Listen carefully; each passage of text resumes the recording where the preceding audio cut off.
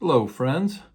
I'm Dr. Strecker, longtime independent school educator and author of Emergence, set to be released in April of 2026.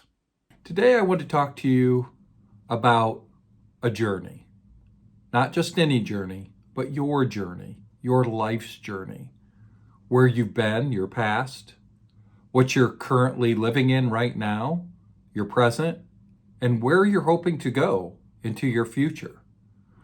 For many of us, we see journeys as a set of destinations, goals that we have, just items. Maybe when you were young, it was, oh, I can't wait to get to the end of the school year. And as you got older, maybe it was, oh, I can't wait to make the soccer team or play on varsity or finish my high school experience, find my first boyfriend or girlfriend, get married, my first job, go to college, whatever it might be. It may be the destination you're focused on rather than the journey itself. You will certainly find a number of videos online talking about the importance of the journey, to enjoy the journey, enjoy the process, and those are all true, no doubt. However, rarely do I find where a person will tell you what you need to take on your journey. The first thing I want to do with you today is dive into your past. Have you reflect on what you experienced, but not randomly.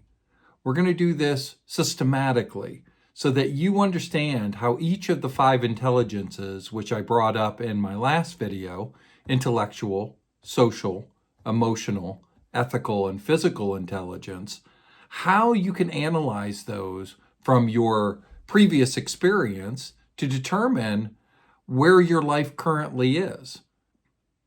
In complexity, there's two ways of experiencing the world.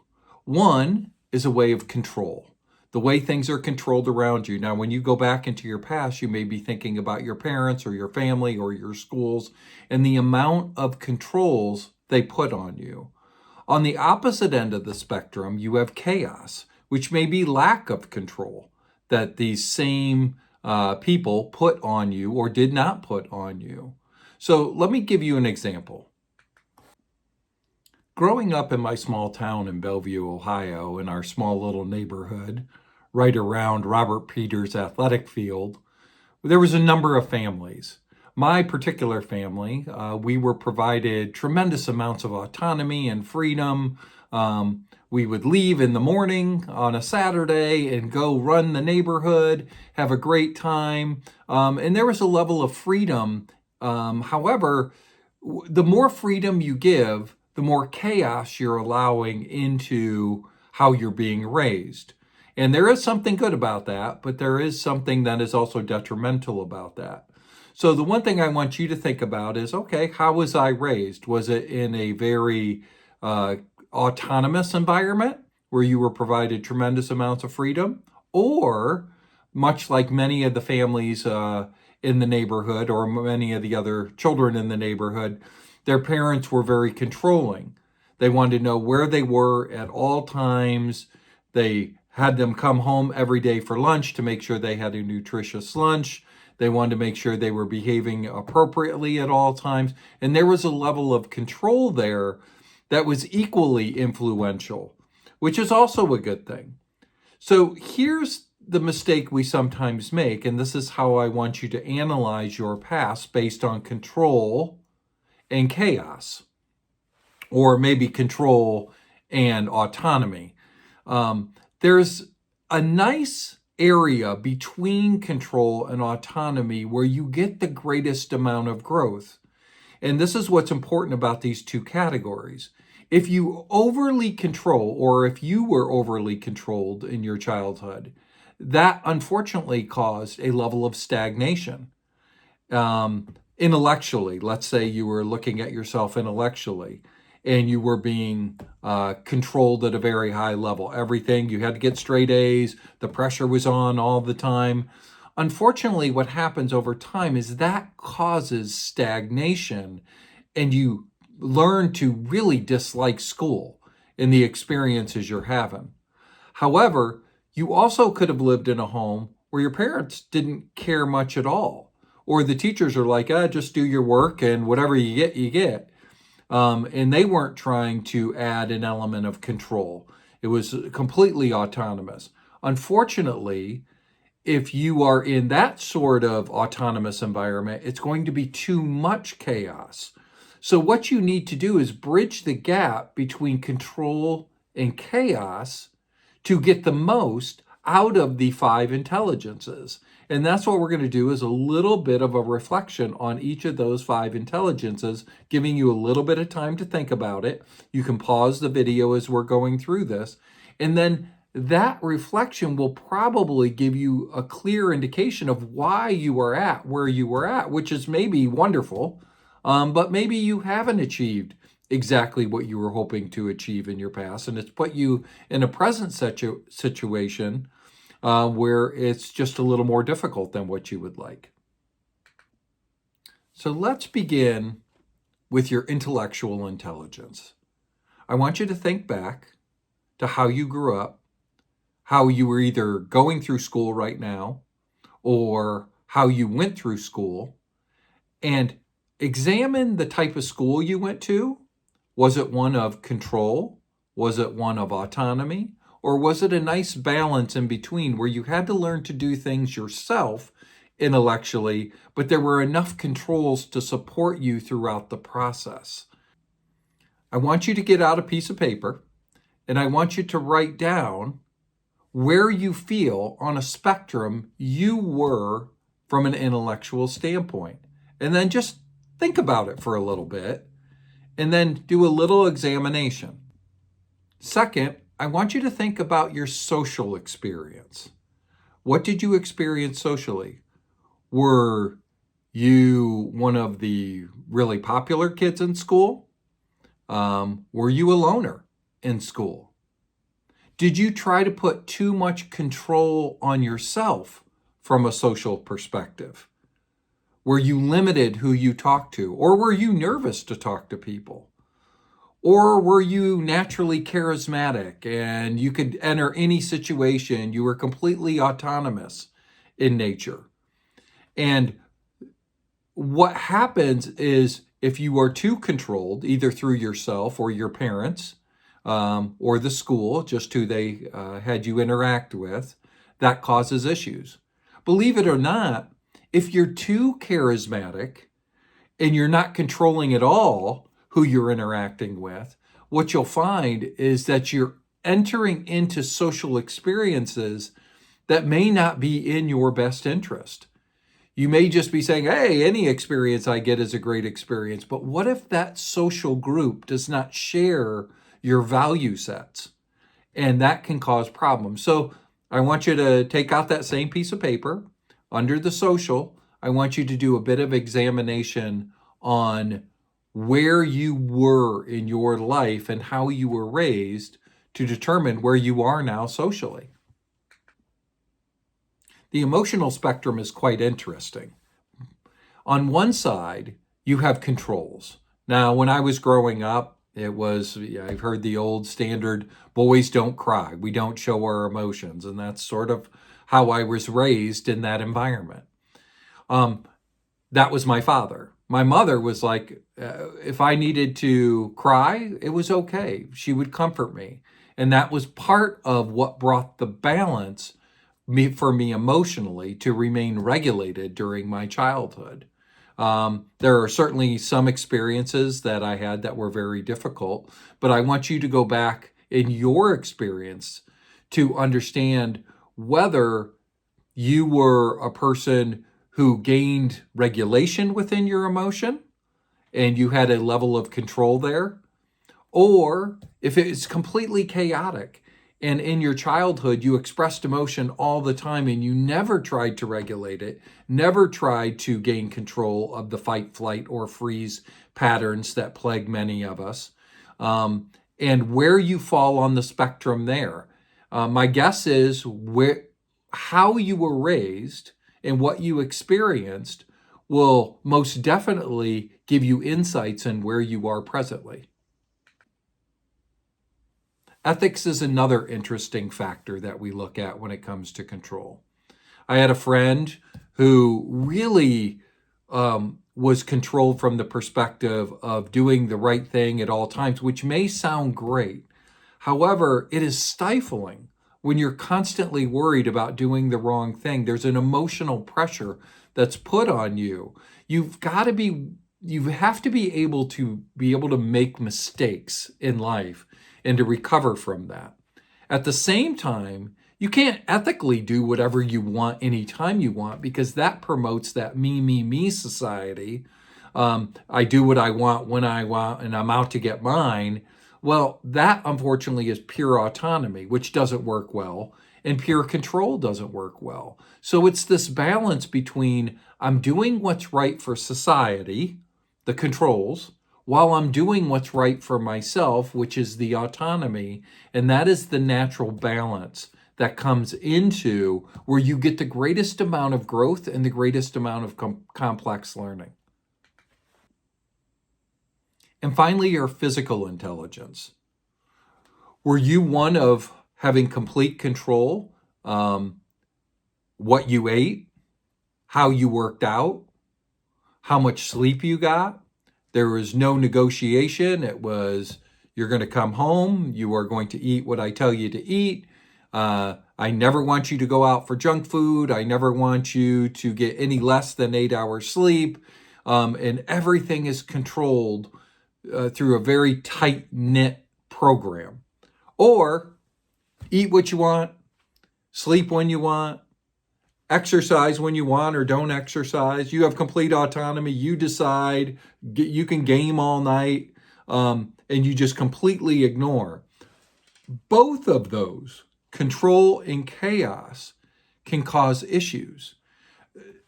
In all 5 of these factors, the goal is to be able to have enough autonomy to make a mistake, to learn the right thing so you can place self-control into your matrix of learning. And as a result of that, in all 5 of these factors, you get the greatest amount of complexity. I think this is a good place to pause and write down and do a self-reflection on what your past looked like. And then what I'm going to do is I'm going to present to you what I present to the children at the school at the beginning of the year to get them to think about the same thing. So if you are a parent or a grandparent and you want to talk to your children or grandchildren about their journey, this is a good way I find to do it with the youngest. Each week we have a chapel at the school, and what I try to do is create these fantasy stories with the children's names embedded in it, so that way they find that they are part of the story. And it's always an epic adventure about a young man or a young woman going off on a journey. They stand before a dense forest. They don't know what they're going to experience, but they're preparing themselves for the journey. And in the illustration I'm showing up here in the upper right-hand corner, you'll see that I always put a picture. And in the picture, I have elements that the child can visually understand so that they can remember the 5 intelligences. The first is the owl.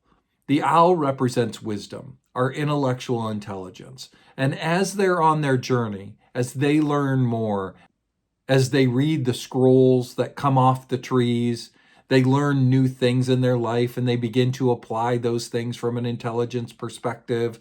They understand how to evaluate themselves intellectually, and they just grow. From a social perspective, like all great epic stories, they have a fellowship. They meet people along the way. In real life, these are our parents and our teachers and our friends at school. Emotionally, I always have a suit of armor, something that's going to protect them emotionally from the elements that people say to us or the anxiety we feel. I know that's not how emotions work, but it just helps them understand that these protections, these elements that allow us to regulate our emotions as an armor to ourselves. And we will go into much more detail on how to emotionally make yourself more resilient, but I like to do it with armor. From an ethical perspective, the child is always holding a sword. Not to, the story behind the sword is one of, in ethics, you have to understand the importance of when to wield power and when to stay power. And so what I mean by this is you just can't go around doing what you want to do all the time. Sometimes it's important ethically to hold. You have the power to make decisions, but sometimes it's best not to do what's in your favor, but rather in the favor of others. And then finally, physically, I give the child the shield to physically protect them from harm so they can rebuff the things. However, also the weight of these items makes the journey more difficult. So physically, they have to grow stronger on their journey. They have to climb hills. They have to go through streams. The goal is that they learn that their consistent development each and every day leads to a stronger self. And that's why I enjoy these stories. What I want you to think about is, what does your armor look like? How smart is your owl friend that you have? How well have you learned to wield your sword or sheath it and put it away when it's not necessary? So these are some things that you can think about as far as your past as we move into your present. You may ask yourself, as I'm asking you to evaluate your own situation, well, who am I? Who am I to give you advice? Here's a little backstory of my past, and hopefully it inspires you to give you some relevance that our journeys are not fixed. They can be more difficult, but they're not locked in. You can make the most out of your life. Yes, there are certainly elements that make it more difficult, but not impossible. So when I was growing up, I had, like I said, a lot of autonomy, maybe even a little bit too much autonomy, but I knew I was loved, which is most important. And that gave me the confidence to take risks that I needed to take. Intellectually, I graduated high school with a 2.2 GPA. I was not a strong student. So much so, when I graduated, I didn't immediately go to college. I worked in a factory for a year and a half, following in my father's footsteps. And I learned quickly that life was not, I couldn't do that. It wasn't going to satisfy me in life. So I eventually applied to Ohio State and barely got in. But I am forever grateful for managing that. Socially, yeah, I certainly had friends, but I had more just a few very close friends. My very best friend I met on the first day of kindergarten, and whether he wanted to be my friend or not, we have remained friends, very close friends to this day. But I leaned on him a lot socially. Because I was uncomfortable interacting socially. I was very much an introvert during my high school years and younger. Emotionally, I talk about this in my book. I struggled with significant anxiety, especially around sports. I'm a tall man. I was 6'6". I certainly had capabilities, but every time I stepped on the court to play basketball, I just froze.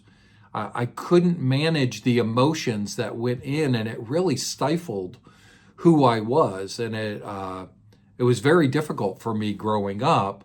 And I just felt like, not that I was ever going to play in the NBA or anything, but I felt like the teams I played on were incredibly gifted, and I couldn't add to it because of my own anxiety.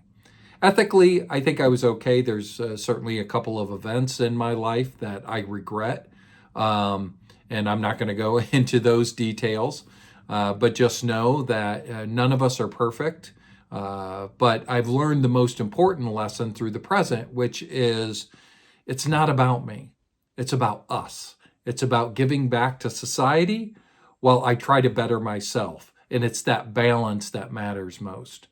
Now, physically is probably one of the most challenging factors in my life. Right after starting Ohio State in my 20s, I learned that I had stage 4 cancer.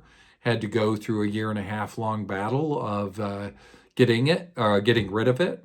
And luckily, the doctors, the nurses, and the people who took care of me made me healthy again. Unfortunately, that affected my heart greatly. So I only have partial use of my total heart function. And in 2017, actually had a cardiac arrest event. And thank goodness for some fast acting doctors who brought me back to life and put my heart back into rhythm. So from a physical perspective, it's been difficult. I would love to just get myself in complete shape, walk when I wanted to, but it's very difficult because of my limitations. So it's a very slow, methodical process, but it's something I work on. I know I have to eat right. I know I have to sleep properly, and I know I have to get exercise. And those prove very difficult. I never said this is an easy journey for one to take. That's the way I look at my past, and that's how I hope you are looking at your past. But that past has led me to my present. And in my present, I'm head of school at a prestigious private school. I have my doctorate. Socially, I'm well known within the community, and I'm very proud of that. I'm very proud of the service organizations I belong to.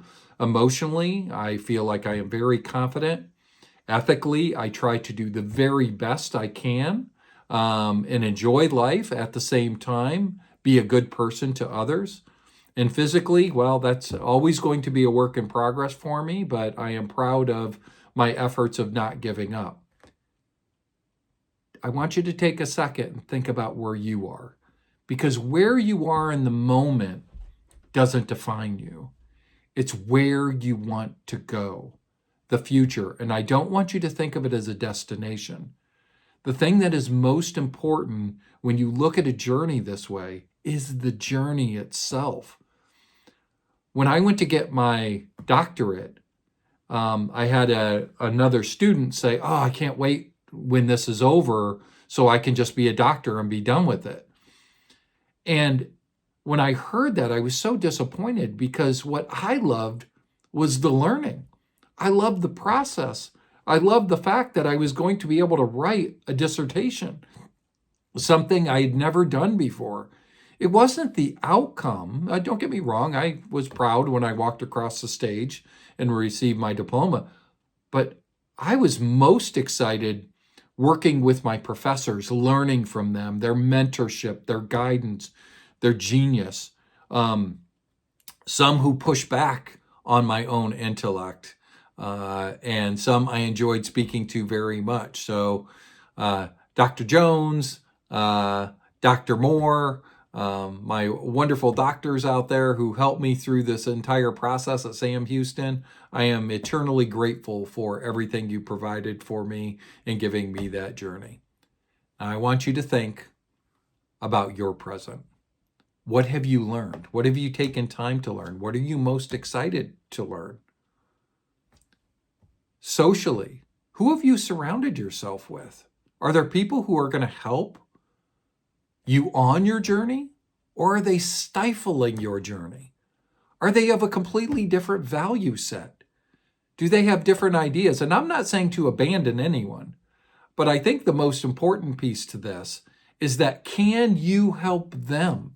Part of reaching the pinnacle of your journey is helping others along a path of success. Certainly, I could have done things along my own, but my greatest achievements are when I see a former student or a teacher or another person I'm mentoring find success on their own, because that's just bettering the society we live in. So give that some thought. Emotionally, are you still living through negative emotion, or have you taken hold of your emotions? I'm not saying not experience them. We all experience negative emotion. But a true test of your success is, have you regulated yourself? Can you experience an emotion, gain control of it, and use it to your benefit? So all of those times where I felt uncertain walking into a social situation, I was like, well, I'm just going to go and start talking to people. By the end of the night, I felt like $1,000,000 because I did something I was uncomfortable with and I overcame the emotion of fear. And in the end, I found out there wasn't really much to be nervous about at all.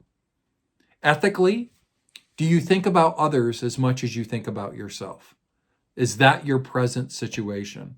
Now, some of you may actually have the opposite problem. Some of you may think of others above yourself at all times, which means you give, and never consider yourself. Much like control and chaos, you have got to balance that combination of self and others.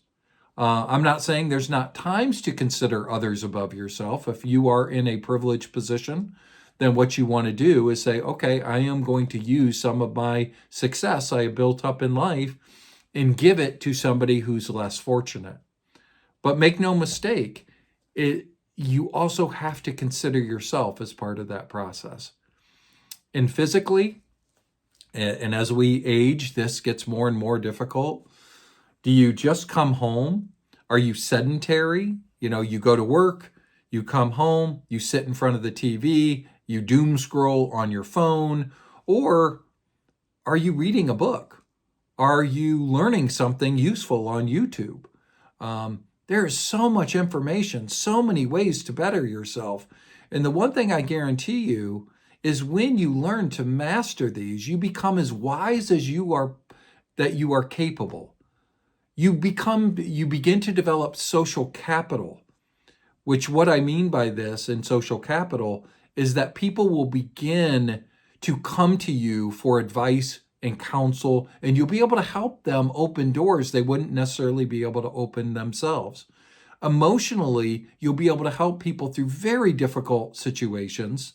Ethically, you will provide wise advice that will help them manage difficult situations as they're struggling, maybe with a spouse or their children or a coworker, and you can help them manage those elements.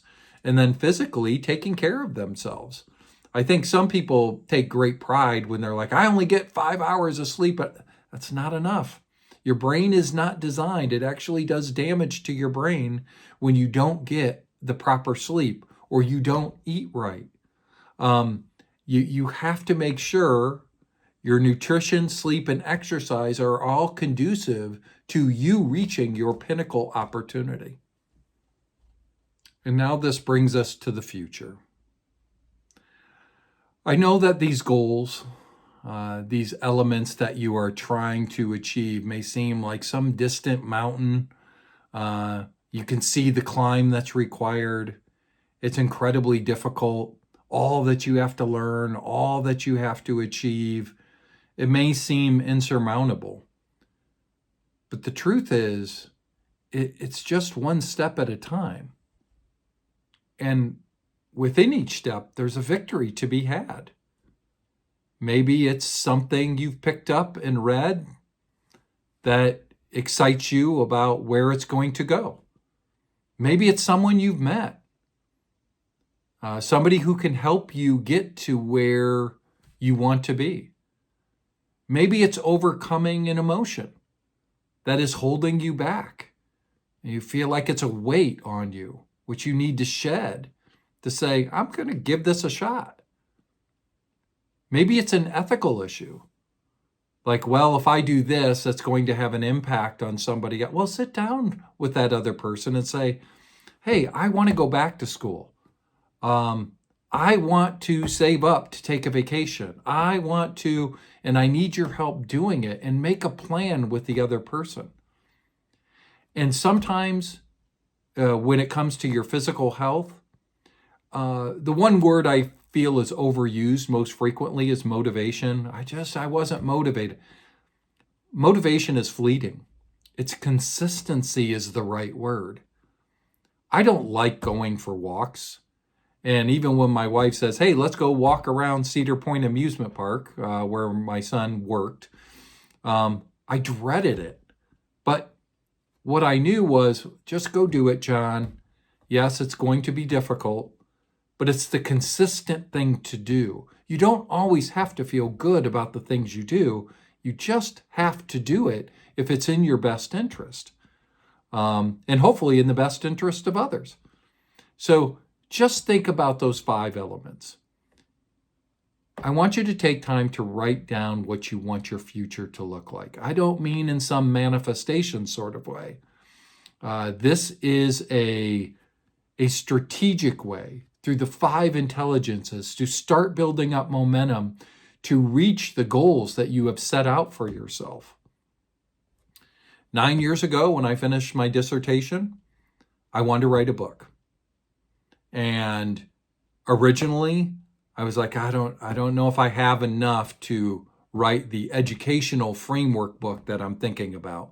Let me start with something smaller. Let me start with a little horror novel. So up behind me up there, a book called Shimmers, which my son was going through college and he wanted a little story that sort of took on a life of its own. But when I self-published that book, and I think it sold a grand total of maybe like 150 copies, but I knew I could write a book. And it started to lay the groundwork for, oh, I can do something substantial. And that's why I'm excited that my book is coming out next April. Not for fame or fortune, but the one thing I've wanted more than anything is to have an intellectual conversation about human development. Most importantly, what I can provide parents and schools to help them reach the pinnacle of student achievement. Hopefully even resetting some of what public schools have to go through and the bureaucracies they face. So these are things that you just put in front of you. You learn a little bit each day and enjoy it. And I'll go back to what I originally started with. The journey is meant to be enjoyed.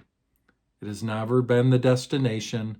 It's never been the outcome, because sometimes you take a different path, you take a different road, but I have yet to regret anything I have learned in life.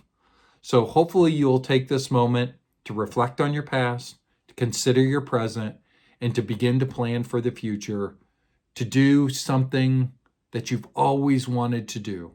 And I hope that this has helped you get there a little bit. The next video I plan to do is change. How does change happen? Not only from a motivational or consistency point of view, but universal change. How do humans change? How do things change in this world? And I think you'll enjoy it, especially if you like science and mathematics and psychology. Those are all embedded together, and I think you'll enjoy the conversation around that. Thank you.